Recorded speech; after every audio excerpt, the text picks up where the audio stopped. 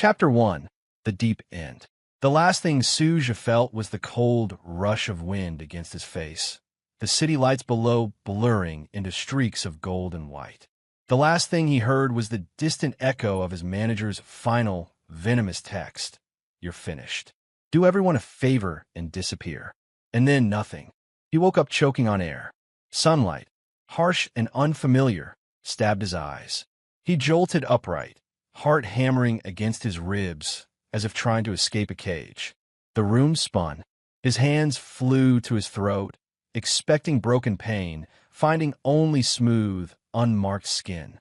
Where? The smell hit him first. Musty carpet, instant noodles, and the cheap citrus air freshener he'd used in his first apartment. His gaze darted around, taking in the peeling wallpaper, the wobbly IKEA desk, the secondhand laptop humming softly. On the desk lay a script. Winter Melody, it read. His first role, a walk-on part with 3 lines. With trembling hands, he grabbed his phone from the creaking nightstand. The date on the screen froze the blood in his veins. 7 years. He had gone back 7 years. To the week before the Golden Summit banquet, the event where he'd first met director Hao Jian, the man who would become his mentor, his betrayer, and the architect of his ruin. The memories crashed over him not as thoughts, but as physical sensations. The sickening slide of his reputation after the doctored photos surfaced. The gleeful cruelty of the headlines. The silence of his so-called friends. The endless, echoing isolation. The desperate, final climb to the rooftop. A dry, heaving sob tore from his throat. He curled into himself on the thin mattress, arms wrapped around his knees. The despair was a living thing, threatening to pull him back under, to make him relive that final, terrible choice. But as the panic subsided, leaving him cold and hollow, a new emotion began to crystallize. Rage. Not a hot, blinding rage, but a cold, sharp, and infinitely clear one. It was a blade honed by the abyss. He would not do this again. He would not walk the same path of naive trust and hard work, only to be devoured by the sharks in the glittering water. The industry was a jungle, and he had been a lamb. No more. His new resolution was simple, born of pure survival instinct. Find the strongest shelter, hug the thickest thigh, and never, ever let go. His mind, now chillingly clear, scanned his memories of this era. Who stood above the fray? Whose power was so absolute it rendered the petty schemes of men like Hao Jian irrelevant. One name surfaced, monumental and untouchable: Lu Tian, CEO of Tianxiong Group, a conglomerate so vast it treated the entire entertainment industry as a minor subsidiary. A man rarely seen at social events, shrouded in rumors of ruthless intelligence and an icy disposition. He was not a player in the game, he owned the board. The plan formed with brutal simplicity. The Golden Summit banquet was in 3 days. Lu Tian was rumored to be making a rare appearance. Suja's original, timid self would have never dared approach him.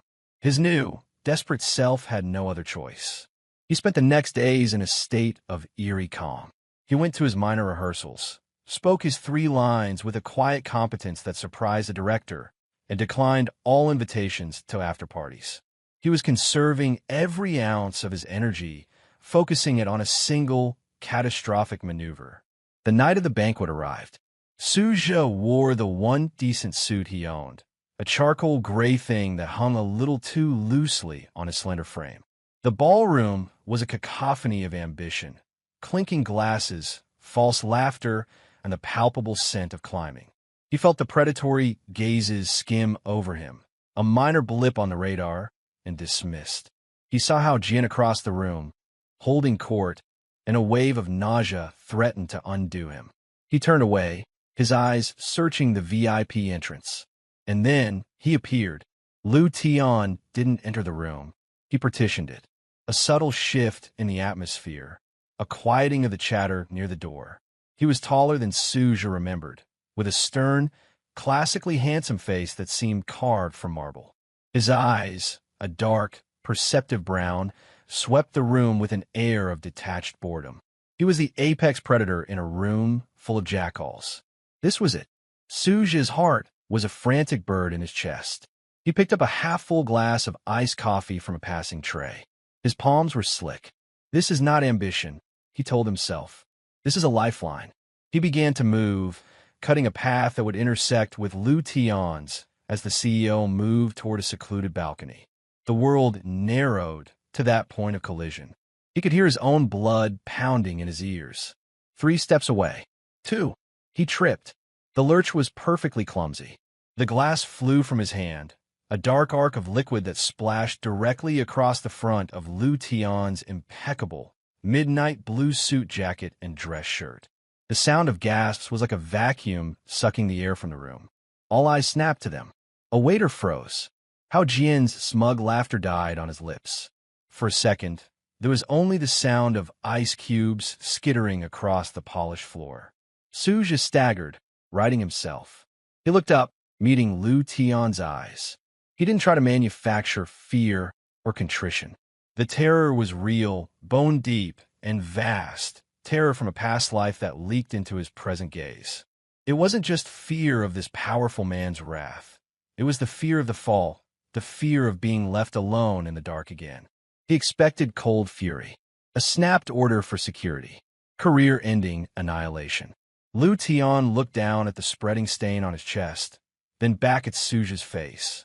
His expression didn't change, but something shifted in his eyes, a spark of sharp, analytical interest. He saw the transparent, clumsy ploy, but he also saw the profound, inexplicable dread beneath it. This wasn't the calculated gamble of a seasoned social climber. This was the desperate flail of someone who believed they were already drowning. The silence stretched, unbearable. Then Lu Tian spoke, his voice a low, resonant baritone that carried in the hush. It seems you need to help me clean this up. He plucked a handkerchief from his pocket, not to dab at himself, but to offer it to Suja, whose hands were shaking visibly. Come with me. He didn't wait for a response, simply turning and walking toward a private corridor off the main hall. Suja, the damp handkerchief clutched in his fist, had no choice but to follow, feeling the weight of 100 stunned stares on his back. He had spilled the coffee. Now he was stepping into the unknown, leaving the sharks behind, following the only man whose shadow was large enough to hide him completely. Chapter 2. An Unorthodox Proposal. The corridor was a world away from the banquet's glittering noise. Plush, sound-absorbing carpets swallowed their footsteps. The air was cooler, smelling of lemon polish and quiet power. Suja followed the broad back of Lu Tian, his mind a frantic white noise. Every instinct screamed that he'd just leapt from a frying pan into a strategic nuclear reactor. Lu Tian pushed open a heavy wooden door into a private lounge. It was all deep leather chairs, low lighting, and a wall of windows showcasing the city skyline. He shrugged off his ruined jacket, draping it over the back of a chair, and turned to face Suja. Well, the single word was neither warm nor cold. It was an assessment. Suja's rehearsed speech, a delicate blend of apology and flattery, dissolved on his tongue. Under that penetrating gaze, all he could manage was the raw, unvarnished truth of his desperation. I am so sorry, Mr. Lu, he stammered, the words tripping over each other. He clutched the handkerchief, uselessly. It was unforgivably clumsy. I'll pay for the cleaning. For the suit. Whatever it costs. He gestured vaguely, his movements jerky. The transparency of his panic was almost painful to witness. He was a terrible schemer. Every thought was written clearly on his pale, expressive face. Lu Tian watched him, his head slightly tilted. He'd had countless people try to accidentally cross his path. Women with calculated spills, men with overly firm handshakes and bold business pitches. They all had the same gleam in their eye, avarice masked as opportunity. This young man had no gleam. He had the wide, stunned eyes of a rabbit that had just thrown itself at a wolf's feet, not to be eaten, but to hide behind it from other predators. It was baffling. It was intriguing. The suit is irrelevant, Lu Tian said, his tone flattening the concern. He took a step closer. What is your name? Suja. He swallowed. I'm an actor. A very minor one. I see. Lu Tian's gaze didn't waver. And what did you hope to achieve with this performance? Suja flinched as if struck. The directness was a scalpel. He opened his mouth to deny it, to cling to the pretense of an accident, but the words died. What was the point? This man saw through everything. In a small, defeated voice, he admitted the truth of his new life's creed. Shelter. The honesty was so stark it hung in the air between them. Lu Tian's eyebrow lifted, almost imperceptibly. Shelter. Not a role, not an introduction, not funding. Shelter. It was a plea from a war zone, not a negotiation in a boardroom. From whom? From everyone, Suja whispered, a tremor running through him. The ghosts of Hao Jian, of the faceless netizens, of his own former despair, crowded the edges of the quiet room. Lu Tian was silent for a long moment, studying the young man before him. The exquisite tailoring of Suja's cheap suit, the fine bones of his wrists, the artistic hands now clenched into nervous fists. There was a gentle, almost fragile quality to him. But in his eyes, Lu Tian saw the flinty hardness of someone who had made a terrible decision and was now committed to its opposite. It was a fascinating contradiction. He reached out, not for Suja, but for the handkerchief still crumpled in his hand. As his fingers brushed Suja's to take it, Suja instinctively jerked back, then froze, mortified. Sorry, Suja breathed, his cheeks flushing. He awkwardly extended the cloth again. Instead of taking it, Lu Tian's hand closed, warm and firm, around Suja's wrist. The touch was electric, a jolt of pure, grounding heat. It wasn't aggressive. It was stabilizing, like grabbing someone teetering on a ledge. Leave it, Lu Tian said, his voice lower. Suja went utterly still. The fear didn't vanish, but it transformed. This wasn't the cold threat of annihilation. This was containment. The CEO's grip was the strongest, safest thing he'd felt in 2 lifetimes. Lu Tian released him, the ghost of the touch lingering on Suja's skin. He walked to a sideboard and poured 2 glasses of water from a crystal carafe. He held one out to Suja. Sit. Suja obeyed, perching on the edge of a leather armchair, cradling the cool glass. Lu Tian sat opposite him, the picture of relaxed authority. You are a terrible social climber, Suja, Lu Tian stated. Your technique is transparent, your execution clumsy, and your objective ill-defined. He took a sip of water. Most would have asked for a starring role. You asked for shelter. It is either profoundly stupid or interestingly honest. Suja said nothing. He just waited, his fate entirely in this man's hands. Lu Tian made a decision. It was impulsive, a deviation from his meticulously controlled life. But he was bored. The banquet was dull. This trembling, honest young man with terror in his eyes was the most intriguing thing he'd encountered in months. I will make you a proposition, Lu Tian said, his tone shifting to one of business. A shelter agreement, if you will. For 6 months, you will be under my protection. My company will handle your management. You will be given opportunities commensurate with your ability, no more, no less. In return, you make no demands. You attend the events I deem useful, you act in the roles you are given, and you stay out of trouble. He leaned forward slightly, his dark eyes holding Suja's. This is not a patronage. It is a social experiment. Do you understand? Suja's mind reeled. It was more than he'd dared hope for. It was a fortress. Tears of sheer, disbelieving relief welled up in his eyes before he could stop them. He blinked rapidly, but one escaped, tracing a path down his cheek. He didn't try to hide it. He just looked at Lu Tian, his vision blurry, and nodded. I understand. His voice was thick. Thank you. You won't regret it. I'll be no trouble. I swear. The raw gratitude was another point in his favor. Lu Tian gave a single, slight nod. He took out a sleek, black phone and sent a quick text. A minute later, the door opened and a woman in an impeccably tailored pantsuit entered. She had an air of unflappable competence. Mr. Lu, Manager Lin, this is Suja. He is now a client of Qianqiong's artist management division. Handle the transition from his current representation. Find him a suitable project. Quietly. Manager Lin's eyes flicked to Suja, taking in his tear-streaked face and shaking hands with no change in expression. Of course, sir. She offered Suja a professional smile. Mr. Su, if you'll come with me, we can get the paperwork started and see you home. Suja stood, his legs unsteady. He looked back at Lu Tian, who had already turned to look out at the city lights, his profile stark against the glass. The conversation was clearly over. Thank you, Suja whispered again, to his back. Lu Tian didn't turn. Manager Lin will be your point of contact. Good night, Suja. As Suja followed Manager Lin out, the heavy door closing softly behind him, the reality began to sink in. The sharks were still in the banquet hall, but he was no longer in the water. He was in a lifeboat, headed for a ship of unimaginable size and strength.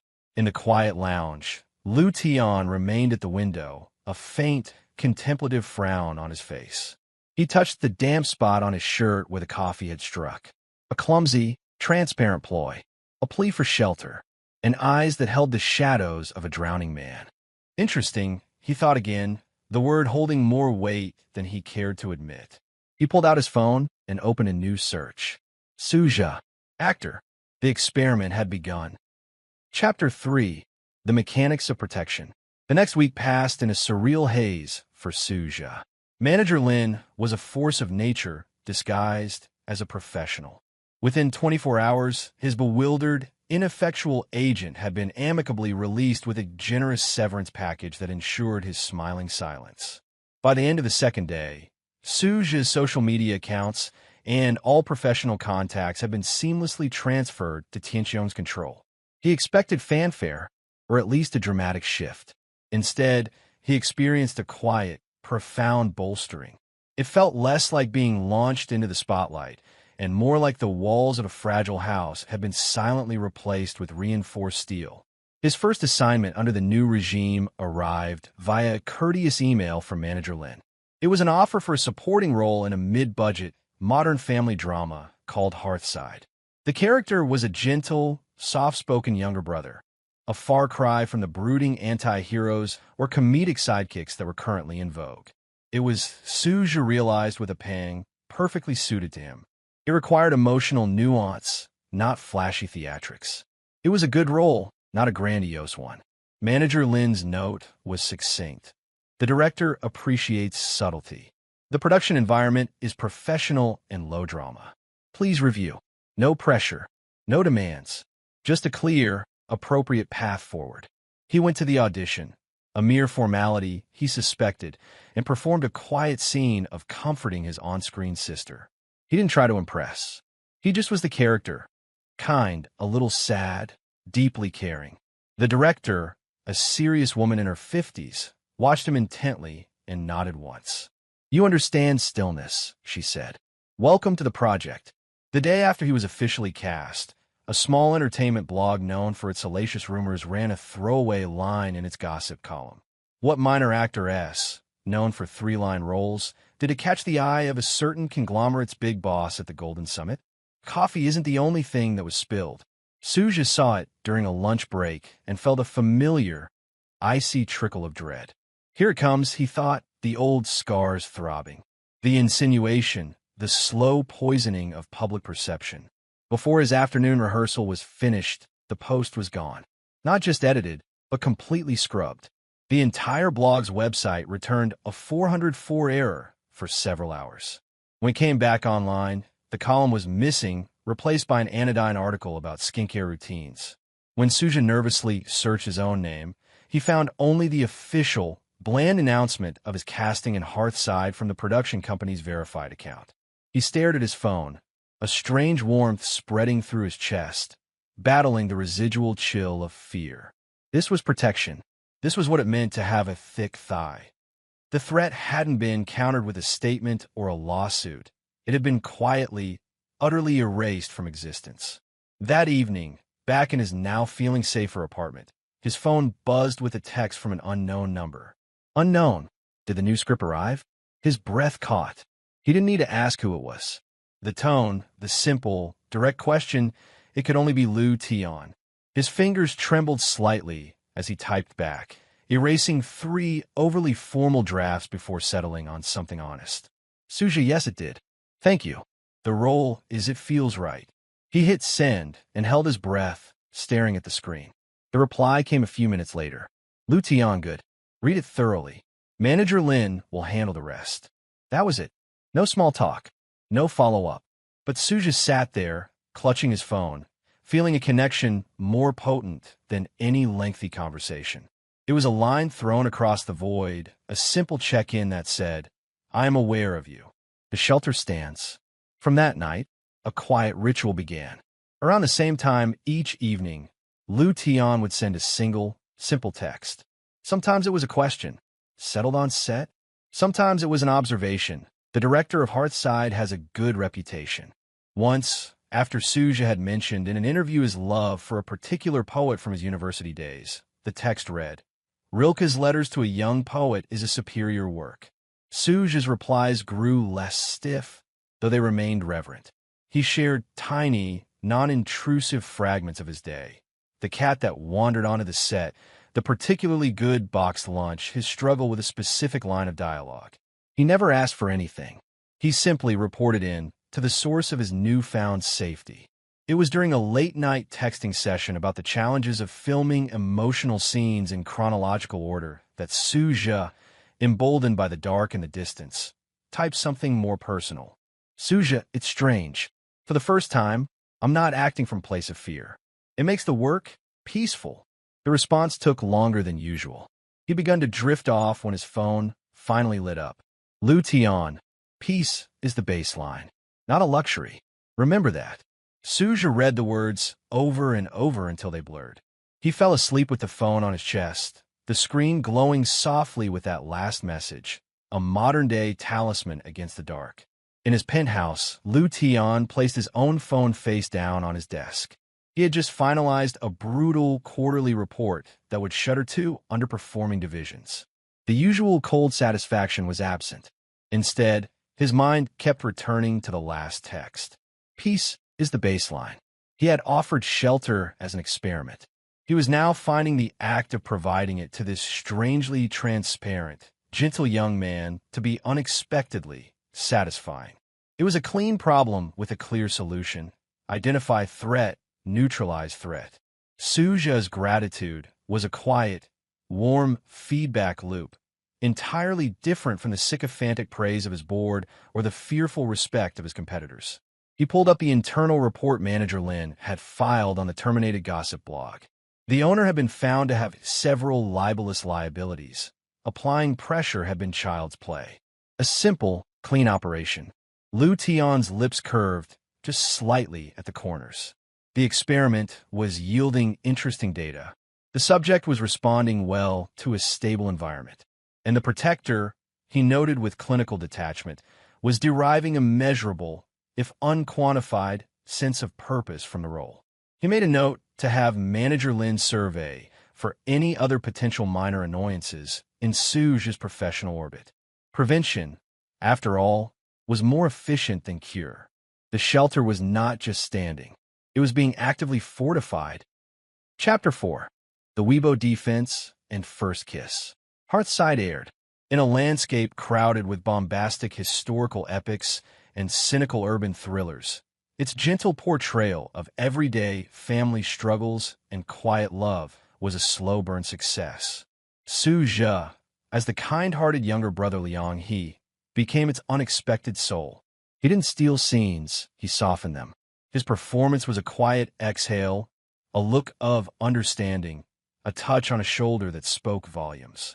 The audience, particularly an older demographic and a niche group of younger viewers starved for sincerity, adored him. They called him National Younger Brother, comfort personified. With genuine affection came the inevitable shadow, envy. The comments on his official Weibo posts, once sparse, now numbered in the tens of thousands. Most were filled with heart emojis and praise for his healing aura. But a toxic undercurrent began to flow. How did nobody get this role? Asking for a friend. His acting isn't even that good. He just stands there looking pitiful. Must have a powerful sugar daddy. So boring. Zero screen presence. must have slept his way into Tianxiong's good graces. Hashtag Suge overrated who's with me.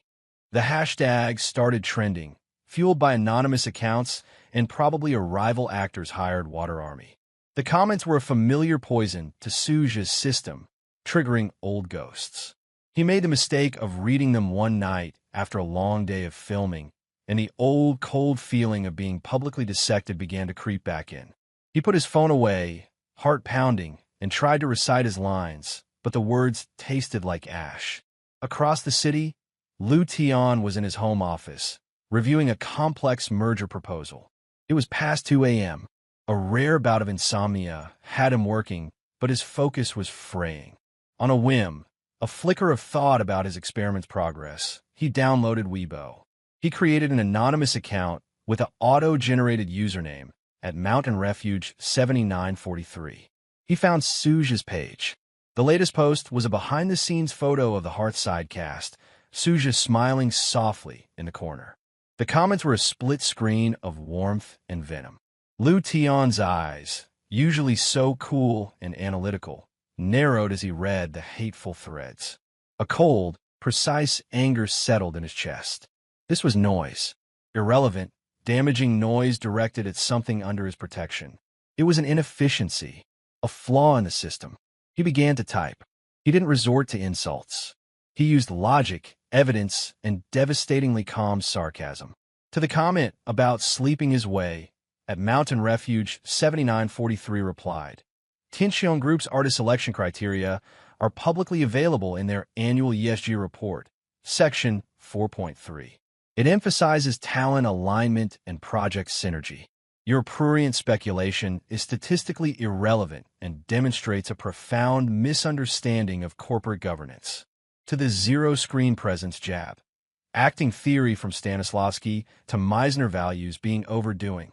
Suge's minimalism in Hearthside, Episode 5, Scene 2, where he listens to his sister's confession, conveys more narrative tension through reactive silence than a dozen monologues. I can provide timestamp analysis if your attention span permits. He was a one-man, anonymous debate team, dismantling every malicious comment with the ruthless efficiency of a corporate raider. He cited viewership demographics, compared his screen time to emotional impact ratios, and even linked to a positive critical review from a respected film scholar. He fought through the night, a digital knight in a bathrobe, his glasses perched low on his nose. Dawn was painting the skyline in hues of rose and gold when he finally leaned back, the tide of vitriol in that particular thread largely countered by his relentless, bizarrely erudite defense. He was exhausted, but a strange, settled satisfaction hummed in his veins. He didn't hear the soft click of his apartment door. Suge, unable to sleep and feeling a need to connect with the source of his peace, had used the key code manager Lin had given him for emergencies. He brought tea, thinking Lu Tian might still be working. He found him not at his large desk, but slumped in his leather chair by the window, phone loosely held in his hand, glasses askew. The sight sent a wave of aching fondness through Suge. He set the tea tray down silently and approached. On the phone's dim screen, he could just make out the Weibo interface, a long thread of arguments, and a username at Mountain Refuge 7943. Understanding dawned, bright and breathtaking. This formidable man, who commanded empires, had spent the night in a petty online war for him. Tears sprang to Suge's eyes, but they were warm now. He carefully reached out and removed Lu Tian's glasses, folding them softly on the desk. The movement stirred him. Lu Tian's eyes fluttered open, blurry and unfocused for a second before landing on Suge. There was no surprise, only a deep, weary recognition. Lu Tian's voice was gravelly with sleep. Suge couldn't speak. The gratitude, the affection, the sheer overwhelming magnitude of being defended in such an absurd, thorough way was too much. Acting on an impulse purer than any he'd ever felt, he leaned down. He pressed his lips, soft and chaste, to Lu Tian's forehead. The touch lingered, a silent benediction. "Thank you," he breathed, the words a whisper against Lu Tian's skin. For a moment, Lu Tian was utterly still, stunned by the tenderness of the gesture. Then, something primal and long dormant snapped awake. The careful distance, the clinical experiment, the protector-protected dynamic, it evaporated. His hand came up, cupping the back of Suja's neck. He didn't pull. He simply guided, his gaze holding Suja's as he brought him down the rest of the way. Their first real kiss was not clumsy. It was a convergence. Lu Tian's lips were firm, yet searching, tasting of late-night coffee and resolve. Suja melted into it with a soft sigh, all resistance gone. It was a kiss that held the quiet texts, the erased scandals, the defended honor, and the promised shelter. It was a kiss that transformed the agreement. When they finally parted, breath mingling, Lu Tian kept him close, their foreheads touching. "No one," Lu Tian murmured, his voice a low vibration against Suja's lips, "gets to speak about you that way. No one." Suja simply nodded, his eyes closed, savoring the new, undeniable truth. The shelter had a heartbeat, and it was thundering against his OWN. Chapter 5. The Nap Room and Possessive Comfort. The kiss changed everything, yet nothing overtly shifted. There was no dramatic declaration. Manager Lin's efficiency remained impeccable. The texts continued, but now they were punctuated by a different kind of silence, a warm, knowing one. Suja would send a photo of his script annotated with questions, and Lu Tian's reply might be a voice memo, his deep voice explaining a business principle that metaphorically applied to the character's dilemma. Intimacy had seeped into the shelter's foundations. Suja's next project was a prestigious film, Fading Light, set in the competitive world of classical music. It was a big step up, a sign of Tianxiong's serious investment in his career. The director was a known perfectionist, and the schedule was grueling, often stretching to 16-hour days on set. During one of their evening calls, Suja, voice thick with fatigue, mentioned it offhandedly. "It's fine, really. Just along. Director Chan wants the sunset scene perfect, so we're rehearsing at dawn and shooting until midnight. The craft services coffee is starting to taste like asphalt." Lu Tian listened, saying little. "Rest when you can," was his only advice. 2 days later, a minor commotion erupted on the outskirts of the Fading Light set. A massive, sleek, custom-built trailer was being towed into position. It was the size of a small apartment, matte black with tinted windows. The side door opened, and a team of technicians began unloading equipment. The production manager scurried over, confused. "What's this? We didn't order this." A polite woman in a Tianxiong logo polo shirt handed him a tablet. "Compliments of Tianxiong Group for the use of Mr. Suja and the Fading Light cast and crew. It's a multi-purpose rest and preparation facility." Inside was a revelation. Soundproofed walls, temperature-controlled air, a small kitchenette stocked with healthy snacks and premium coffee. There was a luxurious massage chair, a recliner that converted into a proper bed, and a high-resolution monitor for reviewing footage. In one corner was a climate-controlled closet for costumes. It was a 5-star hotel room on wheels. The rumor ripped through the industry like wildfire. Lu Tian of Tianxiong had purchased the entire production company behind Fading Light. It was true. The financials were a footnote in Tianxiong's ledger. The board had raised a single eyebrow at the sudden foray into mid-budget film production, but Lu Tian's rationale, vertical integration into content creation aligns with long-term streaming strategy, was bulletproof. No one dared mention the Nap Room trailer. Suja stood at the entrance of the trailer, stunned. The crew looked at him with a new, awestruck wariness. This wasn't just favor. This was a monument to favor. That evening, he went to the penthouse. He found Lu Tian on the expansive terrace, silhouetted against the city's twilight glow. "You bought a company," Suja said, his voice quiet. Lu Tian turned. "It was a sound investment. You bought a company so I could take a nap." It wasn't an accusation. It was a slow, dawning realization of the scale of the care he was receiving. Lu Tian closed the distance between them. He cupped Suja's face, his thumbs stroking the faint shadows under his eyes. "You were tired," as if it were the simplest equation in the world. The possessiveness in the touch, the sheer audacity of the gesture, unmoored Suja. Lu Tian, you make me feel. He searched for a word vast enough. Unbelievably precious. A dark, satisfied warmth flickered in Lu Tian's eyes. You are. He slid his hands down, pulling Suja firmly against him, his back to the city lights. Then he leaned in and kissed him. This kiss was nothing like the first. It was deep, claiming, and intensely possessive. It was a kiss that tasted of power wielded without restraint, all for the singular purpose of cherishing.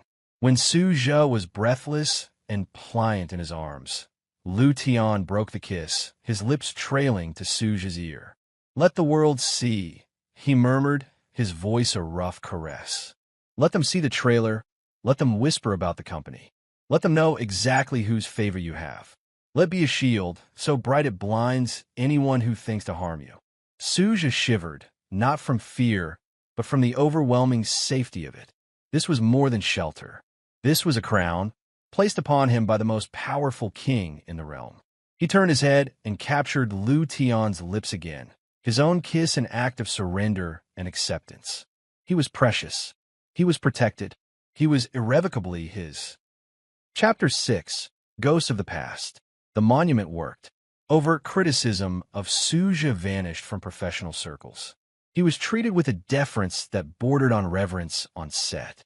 But in the damp, dark corners of the internet, and in the jealous hearts of those he'd inadvertently surpassed, poison still brewed. Old instincts, honed in a past life of betrayal, kept Suja's senses subtly attuned. He noticed the averted gazes that lingered a second too long at industry mixers, heard the overly bright congratulations that rang slightly hollow. Jean Fong was the epicenter of this quiet resentment. A rising star with a handsome, sharp face and a talent for self-promotion, he had been the frontrunner for the gentle younger brother role in Hearthside. Losing it to Suja, a virtual unknown, had been a sharp, public blow to his ego. The subsequent phenomenon of Hearthside, the adoration heaped upon Suja, and then the impossible rumors of Tianxiong's patronage. The nap room trailer felt like a myth, the purchase company a fable. It all curdled into a deep, festering hate. Jean Feng's method was a classic from Suja's past life. Fabricated intimacy, a tool designed to shatter a reputation built on gentleness and purity. He hired a discreet, immoral paparazzo with a long-lens camera capable of shooting through the high-grade, but not impossible glass of the penthouse terrace. For weeks, they watched. They got shots of two figures sharing the space, Lu Tian standing tall, Suja often seated, talking. They were distant, blurry, but showed a domestic proximity that was undeniable. It was innocent, but it was material. The coup de grace was a doctored photo, using a candid of Suja from a cast party, leaning back laughing, and a stock image of a man in a suit from behind. A skilled forger created a new narrative. The resulting image placed Suja, his expression subtly altered to seem wistful and close-lipped, leaning against the chest of a man in a distinctive Brioni suit, a suit Lu Tian had been photographed in at a charity gala. The background was darkened to resemble an exclusive, seedy club. The narrative was woven first in secret entertainment industry chat groups. The national younger brother has a nightlife. Guess who's funding the gentle persona? Suja was on set, filming a delicate, wordless scene for Fading Light where his character listened to a record alone, a single tear tracking down his cheek. The director called cut. Perfect, Suja, just perfect, and the crew broke into respectful, quiet applause for the emotional take. It was in this moment of professional triumph and vulnerability that his assistant, a kind-eyed young woman vetted by manager Lin, hurried over, her face pale. She handed him his phone, a gossip tabloid splash page open. Suja-ji, I'm so sorry. You shouldn't look, but Manager Lin said you should be aware. The headline was a physical blow. Gentle persona a sham? Suja's late-night liaisons with powerful patron revealed. Is national younger brother just a kept boy? Below it, the blurry terrace photos and the damning, fabricated club image. The world didn't just swim, it inverted. The set, the kind crew, the director's praise, all of it dissolved into a buzzing, nightmarish haze. The same slimy tactics, the same violation, the same flood of nauseating shame he'd felt on that rooftop in another life came crashing back, a tsunami of remembered despair. The taste of bile rose in his throat. He could feel the eyes on him now, no longer admiring, but speculative, hungry for the drama. He mumbled an apology to the director and almost ran to his trailer. His trailer, the symbol of the protection that was now being used to smear him. Inside the soundproof sanctuary, he collapsed on the recliner, shaking. He stared at the headline, but didn't read the article. He didn't need to. He knew the script by heart. The comments would be filling with vitriol. The heartwarming narrative would be twisted into something sordid. His phone began to buzz incessantly. Unknown numbers, messages from concerned acquaintances he hadn't heard from in years. The spiral was beginning. He felt the old, familiar urge to hide, to make himself small, to disappear. He was about to power off his phone, to shut out the world, when a new notification popped up. It was a direct message on Weibo. From at Mountain Refuge 7943. Do not read the comments. Do not answer your phone. Breathe. It is already being handled. Look out your window. Suja, tears blurring his vision, stumbled to the small window of the trailer. Parked just outside the studio gate was a familiar black car. Leaning against it, arms crossed, was Lu Tian himself. He wasn't looking at his phone. He was staring directly at the trailer, as if his gaze could penetrate the walls. He had come. Not later, not after the battle, but now, in the midst of the storm. A sob choked out of Suja, this one a profound relief.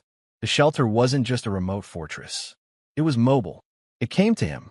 On his phone, he watched in real time as the digital world erupted. Not with more scandal, but with a breathtaking, surgical counterattack. Phase 1. Erasure. The tabloid's website didn't just crash. It was systematically dismantled. Its social media accounts vanished. At precisely 12:42 a.m., the entire domain went dark. When it painfully stuttered back online 2 hours later, its homepage was not its garish layout, but a stark, legally notarized document. A retraction, an apology. It detailed, with forensic specificity, the payments received from a shell corporation linked to Gene Feng's manager, the digital metadata of the doctored photo showing the editing software and timestamps, and a side-by-side comparison with the original, innocuous source images. It was not just an apology. It was a confession and a surrender. Phase 2. Annihilation. As the public digested this, a tidal wave of information surged from multiple, seemingly unconnected whistleblower accounts. It was Gene Feng's career, dissected and displayed. Audio clips, Gene Feng sneering about a veteran director being a senile hack. Financial spreadsheets, hidden payments to voting committees for awards. Text logs, cruel messages to former assistants. A video, dark and shaky, of him accepting a brick of cash in a backroom for promoting a fraudulent investment scheme. The leaks were timed, relentless, and impossible to ignore. Hashtag Gene Feng Exposed didn't just trend, it dominated. His agency dropped him within the hour. Brand partnerships dissolved. His upcoming lead role was publicly recast. Phase 3. The message. At 3:17 a.m., the official Tianxiong Group legal account, which only ever posted dry corporate filings, issued a single, terse statement.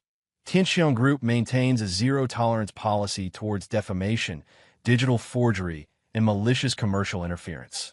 We have pursued and will continue to pursue all available legal and financial remedies against the perpetrators of tonight's libelous campaign to the fullest extent of the law. We stand unequivocally with our artist, Mr. Suja. The phrase financial remedies sent a specific, chilling shudder through the industry. It meant ruin. Suja watched it all unfold from his trailer, his initial terror slowly replaced by a numb, then awestruck wonder. This wasn't damage control. This was a scorched earth demonstration of power, executed with chilling precision and speed. At 4 a.m., there was a soft knock on his trailer door. He opened it. Lu Tian stood there, having clearly dismissed his driver. He wore no suit jacket, his white dress shirt sleeves rolled up to his elbows, his tie loosened. He looked less like a CEO and more like a general who had just come from the battlefield, the dust of victory still on him. He said nothing. His eyes scanned Suja's face, taking in the tear tracks, the pallor, the lingering shock. Without a word, he stepped inside, closed the door behind him, and pulled Suja into his arms. The embrace was crushingly tight, an absolute shield against the world. Suja broke then, trembling not with fear, but with the seismic release of tension. He clutched at Lu Tian's shirt, burying his face in his neck, breathing in the familiar scent of sandalwood and cold, clean air. Lu Tian held him, one hand cradling the back of his head, until the tremors subsided. He then led him to the small sofa, pulling him down and keeping him close, an arm a firm band around his shoulders. It was exactly like before, Suja choked out, the nightmare finally voiced. The photos, the way they twist everything, it felt like I was falling all over again. Look at me. Lu Tian's voice was low, not a request, but a command that brooked no disobedience. When Suja lifted his eyes, red-rimmed and lost, he found Lu Tian's gaze waiting, not soft, but fiercely clear, like polished obsidian. The past is gone. He enunciated each word, hammering them into truth. It is ash. I have made it so. He leaned in then, and with a tenderness that devastated Suja, he kissed the tear tracks on his cheeks. His lips were warm and deliberate, first on one cheek, then the other, a silent ritual of erasure. He kissed his eyelids, his forehead, each touch a brand of protection. He rested their foreheads together, his breath a steady, calming rhythm against Suja's skin. Listen to me, he murmured, the vibration resonating through them both. Every person who seeks to hurt you will fall. Every single one.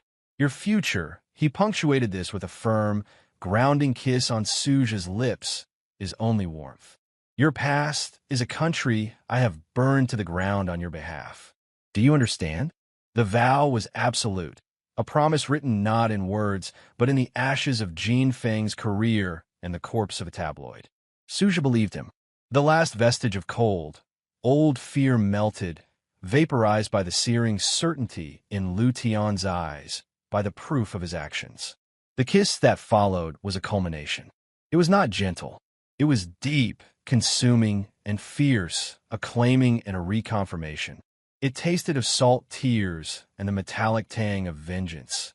And underneath it all, the unwavering, bedrock safety of a love that did not just defend, but obliterated threats.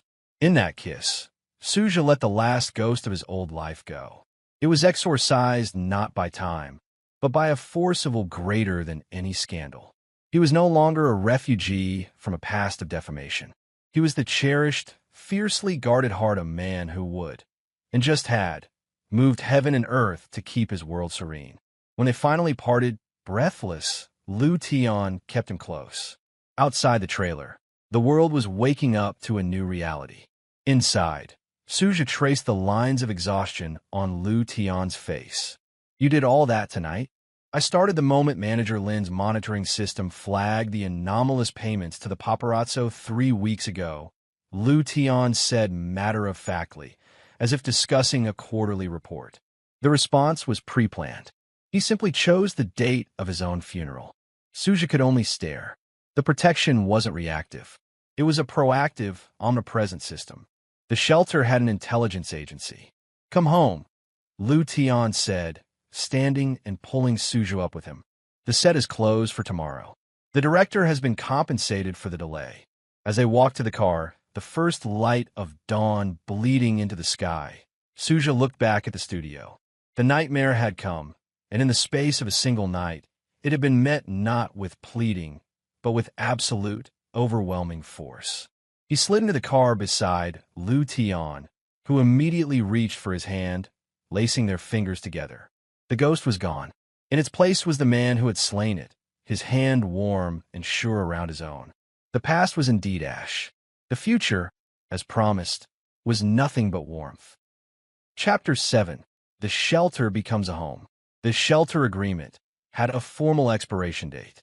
As it approached, a quiet, shared anxiety hummed between them.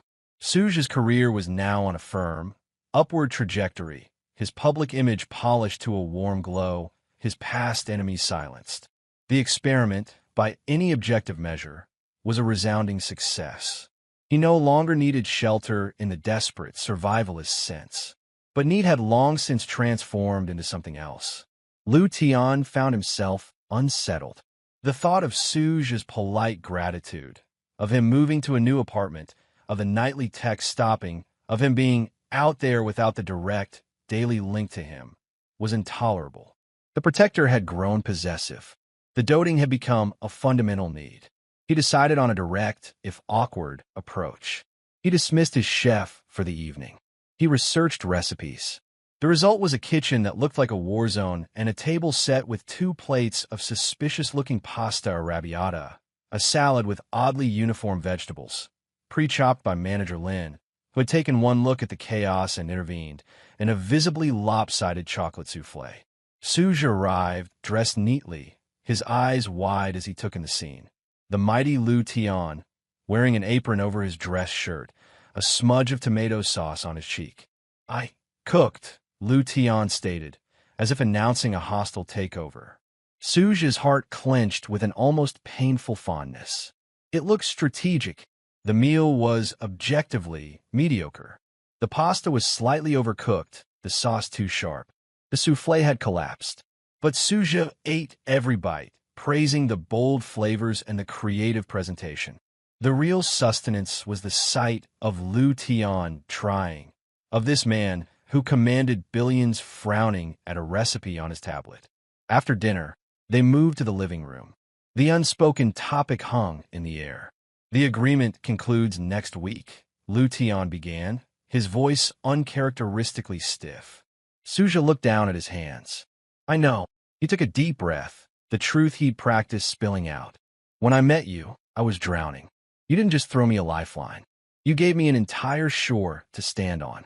He looked up, meeting Lu Tian's intense gaze, his own eyes shining with sincerity. "I don't want to leave that shore, even if the storm is gone." The words hung between them, a vulnerable, beautiful admission. Lu Tian crossed the room in 2 strides. He didn't speak. He caged Suge against the wall, his hands braced on either side of his head, his body radiating a heat that had nothing to do with the poorly controlled kitchen stove. "The agreement," he said, his voice a low, possessive rumble, "is void." He leaned in, his lips a breath away from Suge's. "The shelter, however, is permanent." He closed the distance, his kiss hot, deep, and filled with a raw, unvarnished claiming. It tasted of chocolate and desperation and overwhelming relief. "And it comes with a doting, possessive landlord," he murmured against Suge's lips between searing kisses. "One who buys companies when you're tired and burns down careers when you're sad. One who is hopelessly, irretrievably obsessed with you." He pulled back just enough to look into Suge's dazed, love-filled eyes. "Do you accept the terms?" Suge answered by surging up and kissing him, pouring all his gratitude, his trust, his love into it. It was a yes without reservation. Lu Tian's arms tightened around him, lifting him effortlessly. The walk to the bedroom was a blur of kisses and discarded clothing. Later, in the dark, wrapped in the solid, warm reality of Lu Tian, his head resting on the CEO's chest, listening to the steady, strong heartbeat, Suge knew the shelter wasn't just a place. It was this man's arms. It was his heartbeat. It was his love, fierce, doting, and absolute. He was home.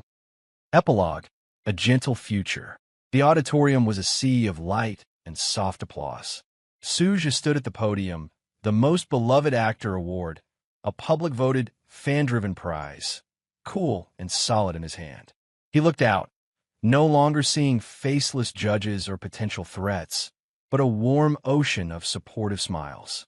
He wore a simple, elegant suit, his hair softly styled, his demeanor still carrying that gentle calm that had become his signature. "Thank you," he said, his voice clear and warm through the speakers. "Thank you to the fans for seeing something in my work that resonates. Thank you to the Hearthside and Fading Light families for the trust and the beautiful stories. He paused, his gaze drifting instinctively to the front row, to the left of the aisle. There, in a perfectly cut tuxedo, sat Lu Tian. His expression was impassive to the casual observer, but Suja saw the slight softening at the corners of his eyes, the proud tilt of his chin. And Suja continued, a soft, private smile touching his lips, to my personal guardian, who makes every day feel safe and sweet, and like a gift, thank you for being my shore. The audience erupted in louder applause, some fans squealing at the subtle, public acknowledgement of the rumored patron who was now simply his. Lu Tian didn't clap. He just held Suja's gaze across the crowded room, a single, slow nod that conveyed a universe of meaning. Mine. Proud. Loved. Later, in the penthouse, the award sat on the bookshelf, gleaming beside first edition books and a small, framed photo of the two of them from a private vacation. Suja, out of his suit and in soft pajamas, padded into the study. Lu Tian was in his armchair, glasses on, scowling at his phone. Still fighting the haters? Suja asked, a laugh in his voice as he walked over. He leaned on the back of the chair, wrapping his arms around Lu Tian's shoulders from behind, peeking at the screen. Sure enough, it was Weibo, and at Mountain Refuge 7943 was in a heated, logical debate with someone claiming Suja's latest indie film role was too passive. Lu Tian grunted. Their critique lacks structural understanding of the screenplay's thematic through-line. Suja's heart swelled with an endless, warm affection. He kissed Lu Tian's temple. Leave them be, he whispered, nuzzling into his hair. I have the thickest thigh to hug right here. Lu Tian finally put the phone down. He reached up, his hand covering Suja's where it rested on his chest. He turned his head, capturing Suja's lips in a slow, deep, familiar kiss. It tasted of home and quiet triumph. The thickest thigh, Lu Tian confirmed, his voice a deep, contented rumble against Suja's mouth, is yours forever. He stood, effortlessly lifting Suja into his arms. Now, my most beloved, it's time for your guardian to ensure you get adequate rest before your next shoot. He carried him to their bedroom, a place that had long since stopped being just Lu Tian's or just a shelter. It was theirs, a kingdom of safety built on doting obsession and grateful, gentle love. Later, as Suja drifted off, wrapped in Lu Tian's arms, his head pillowed on the CEO's chest, he felt a final, soft press of lips against his temple. Sleep, Lu Tian murmured into the dark, his voice the last sound Suja heard. I'm here. And Suja, for the first time in 2 lifetimes, knew with absolute, unshakable certainty that it was true. He was safe. He was cherished. He was home. The gentle future he'd never dared dream of was now the quiet, beautiful reality of every single day.